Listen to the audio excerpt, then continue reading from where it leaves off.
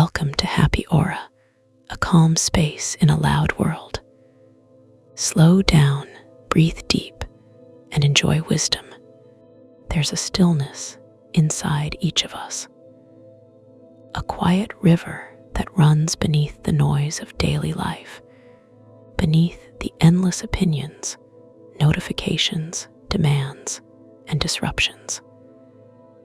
That stillness, though often forgotten, is sacred. It is the home of our intuition, our clarity, our truest self. And it is fragile.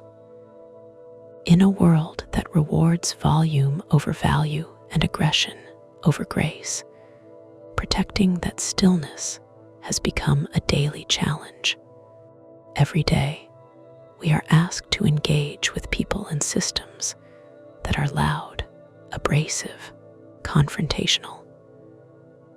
And while not all volume is violence, and not all aggression is evil, there is a kind of energy that pierces the peace we try to hold on to. It leaves a mark. It drains us. It vexes the spirit. This is why the quiet wisdom of the phrase, "Avoid loud and aggressive persons, they are vexations to the spirit," strikes such a resonant chord. It is not a command to judge others harshly, nor a call for cowardly avoidance. It is, instead, a gentle nudge to remember that we must be stewards of our own peace, that not everyone deserves our energy, that not every room is meant for our presence, and not every voice should be welcomed into the sacred space of our minds. Somewhere along the way, our society began to equate loudness with power. The louder someone is, the more forcefully they speak, the more confidently they declare their opinions, the more we are conditioned to believe they must be right. In politics, entertainment, even in family gatherings, the dominant voice often drowns out the wiser one. But loudness is not strength. Often, it is fear in disguise. Those who raise their voices the highest may be trying to silence their own inner doubts. Those who speak over others may fear being revealed as unsure. Aggression, more often than not, is the armor of the insecure. True strength is quiet. It's the person who speaks with calm certainty in a storm of chaos.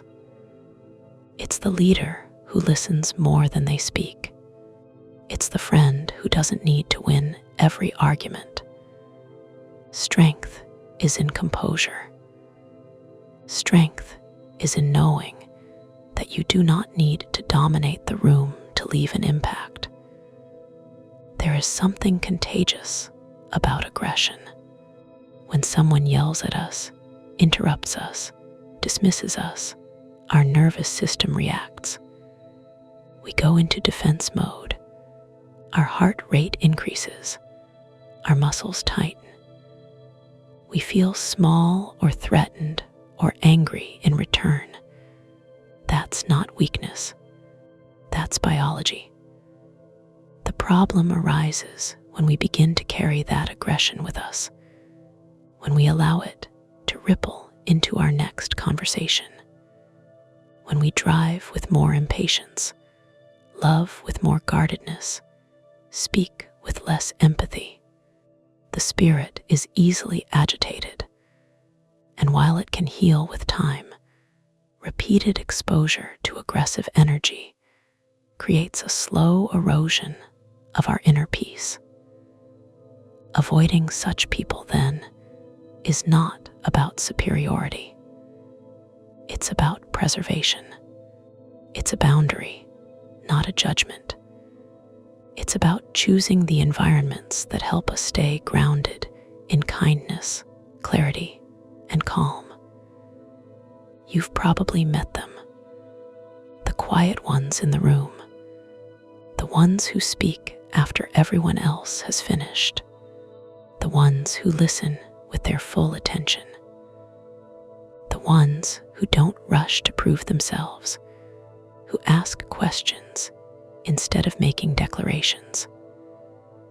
These people are often overlooked in a world that mistakes volume for vitality. But if you pause long enough to hear them, you'll find they carry a different kind of wisdom. Not the kind that's meant to impress, but the kind that resonates deeply, slowly, lastingly. Being around them feels different.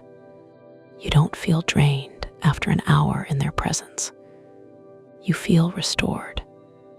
You don't feel judged, but seen. These are the spirits that soothe rather than vex. And these are the kinds of energies we should learn to seek. It's not always about someone yelling. Sometimes, loudness is a tone, a posture, an attitude. Aggression can wear a smile. It can hide in sarcasm, in passive-aggressive jabs, in dominance disguised as confidence. Here are a few signs that someone might be a vexation to your spirit. You feel anxious before speaking to them. You leave conversations feeling drained or smaller. They interrupt or speak over you regularly. They thrive in drama, conflict, or chaos. They demand more than they give. They view relationships as competitions rather than connections. They belittle, mock, or dismiss vulnerability. Sometimes these people are in our workplaces. Sometimes they are in our families. Sometimes they are the voices we allow into our lives through screens, news anchors, influencers, podcasters. We cannot always cut ties, but we can create space. We can protect our peace like it matters, because it does. The term vexation to the spirit is poetic, but also profoundly accurate. The spirit, in this context, is not necessarily religious. It's your life force, your sense of purpose, your emotional center. When it is vexed, you may feel unmoored, confused, restless, defensive, disconnected from joy. Over time, if we stay in environments or relationships that consistently vex the spirit, it begins to show up physically, in stress-related illness, in insomnia, in chronic fatigue. The body keeps the score, as they say, and it often writes the story of a soul that's been shouted down for too long. There is a quiet revolution happening, a growing realization that gentleness is not weakness, it is mastery. That soft voices can say powerful truths. That kindness is not naivety, but a choice made from strength. In this world, choosing peace is often the more courageous act. It means resisting the urge to respond with equal force. It means stepping back when provoked. It means walking away not because you lost, but because you refuse to lose yourself. To be gentle in a world that screams is to be radical. You don't need to build a fortress to protect your spirit, but you do need to build a garden, a space within and around you that nourishes rather than depletes. This might mean limiting contact with people who shout more than they listen, curating your social media feeds with care, replacing gossip with gratitude in conversations, spending more time in nature where everything speaks in whispers, practicing daily silence even for 5 minutes, choosing content, books, music, films that uplift rather than agitate, saying no to drama and yes to peace. Sometimes, if we're honest, we realize we've been the loud and aggressive person. We've interrupted, we've dominated, we've lashed out, in pain, in fear, in frustration. That's part of the human experience too.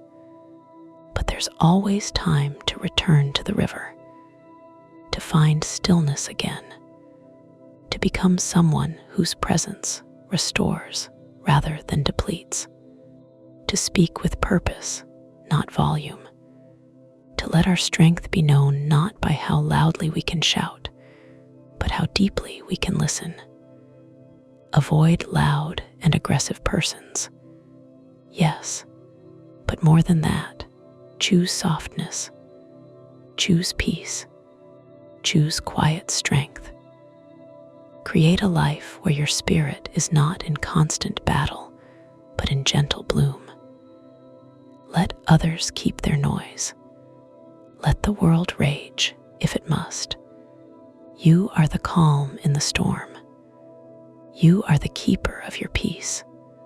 You are the voice that doesn't need to be loud to be heard. And your spirit, it is worth protecting, always.